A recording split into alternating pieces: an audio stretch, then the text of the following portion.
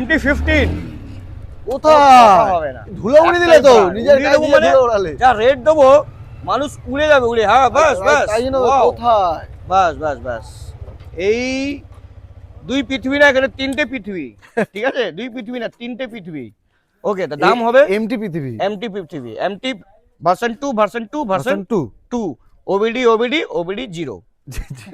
ঠিক আছে, বলো এই দাম তো কত হবে? এটা ওই তো 1.5 বছর বয়স, হ্যাঁ দাম রাখছি 1,45,000 দিতে হবে না, হ্যাঁ 42 দিতে হবে না, হ্যাঁ। 1,40,000 টাকা দেবে। সেম এটাও সেম 1.5 বছর বয়স, আচ্ছা 1,40,000 টাকা হুম। দেবো।